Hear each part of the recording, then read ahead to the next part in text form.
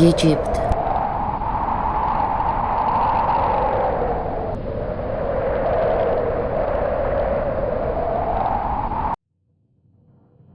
In 3000 BCE, Egypt looked similar geographically to the way it looks today.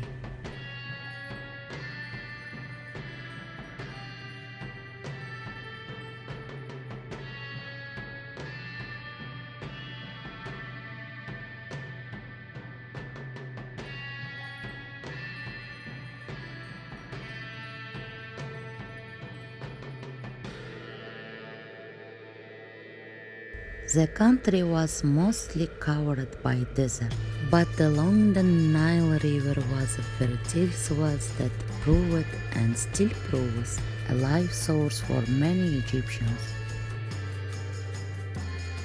The Nile is the longest river in the world. It flows northward for nearly 4,200 miles.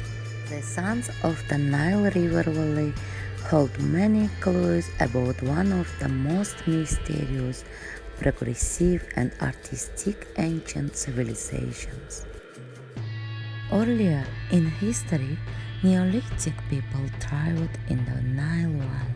The remains that have been uncovered date back to about 6000 BCE, but it wasn't until 3800 BCE that the valley's inhabitants began to form cohesive civilization.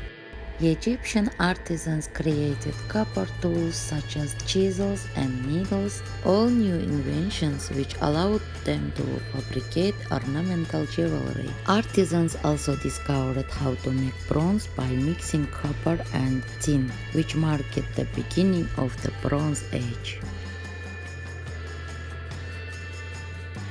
The ancient Egyptians were kept busy by building pyramids. So far, over 130 pyramids have been found in Egypt. Archaeologists are still looking for more.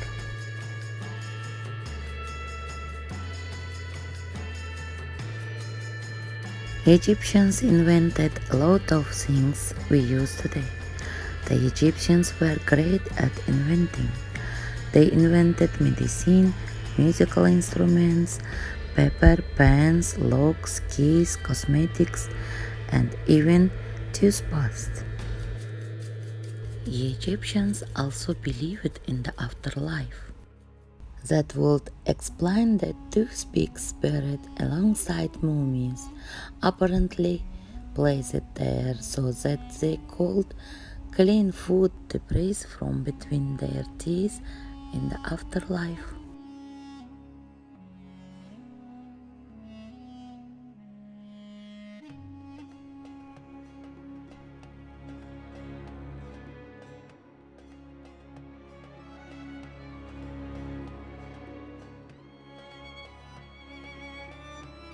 The life of pyramid builders certainly wasn't easy.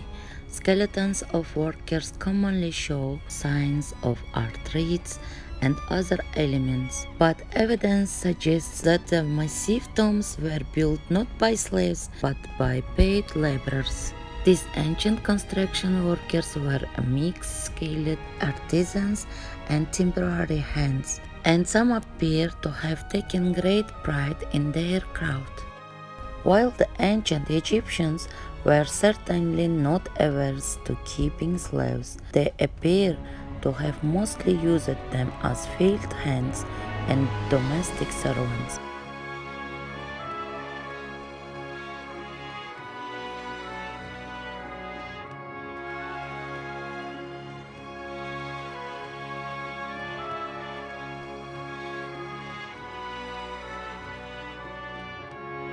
After long days' work along the Nile River, Egyptians often relaxed by playing board games. Several different games were played, including Mahan and Dogs and Jackals. But perhaps the most popular was a game of chance known as Senet. This pastime dates back as far as 3500 BC and was played on a long board painted with 30 squares. Each player had a set of pieces that were moved along the board according to rules of dice or the throwing sticks. Historians still debate the net's exact rules, but there is little doubt of the game's popularity. Paintings depict Queen Nefertari playing Senet, and pharaohs like Tutankhamun even had game boards buried with them in their tombs.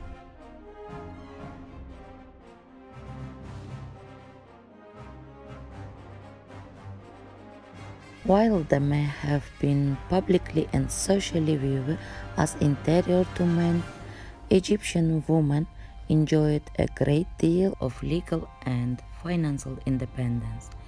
They could buy and sell property, serve on juries, make wills, and even enter into legal contracts. Egyptian women didn't typically work outside the home, but those who did usually received equal pay for doing the same jobs as men. Unlike the women of ancient Greece, who were effectively owned by their husbands, Egyptian women also had the right to divorce and remarry.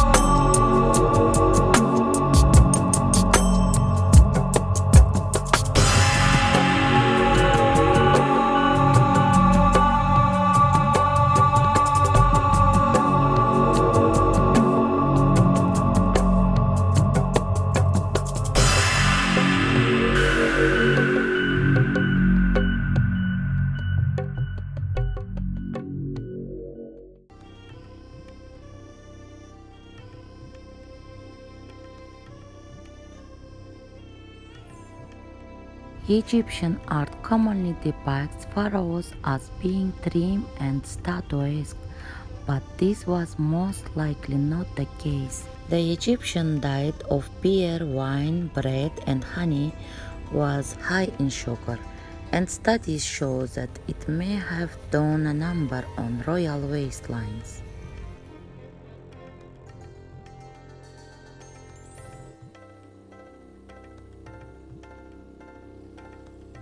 Examinations of mummies have indicated that many Egyptian rulers were unhealthy and overweight, and even suffered from diabetes. A notable example is the legendary Queen Hatshepsut, who lived in the 15th century BC, while her sarcophagus depicts her as slender and athletic. Historians believe she was actually obese and balding.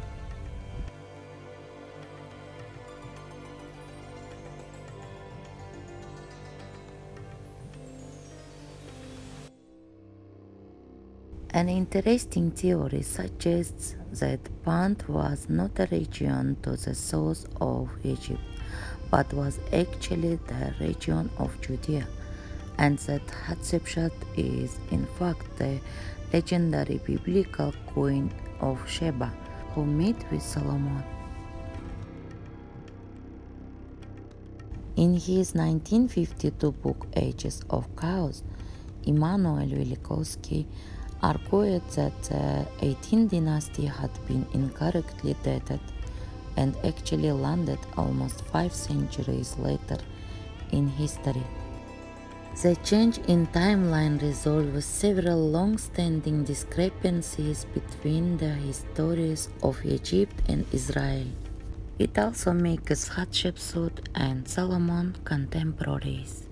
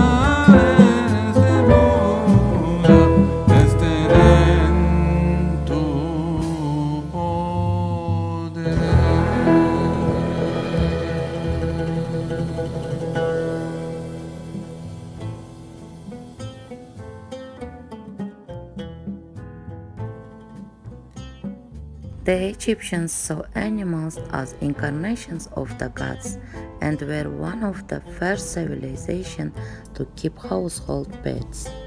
Egyptians were particularly fond of cats, which were associated with the goddess Bastet, but they also had reverence for hawks, ibises, dogs, lions, and baboons.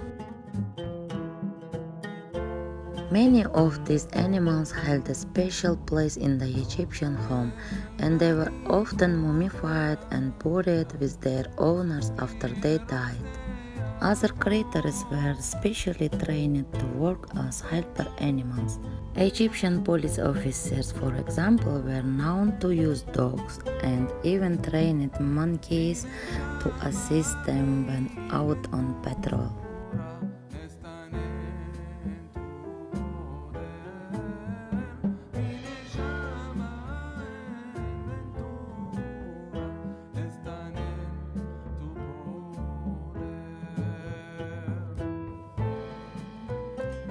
In 1378 CE, Egyptian peasants made offerings to the Great Sphinx in the hope of controlling the flood cycle, which would result in a successful harvest. Outraged by this blatant show of devotion, Saim al-Dahar destroyed the nose and was later executed for vandalism.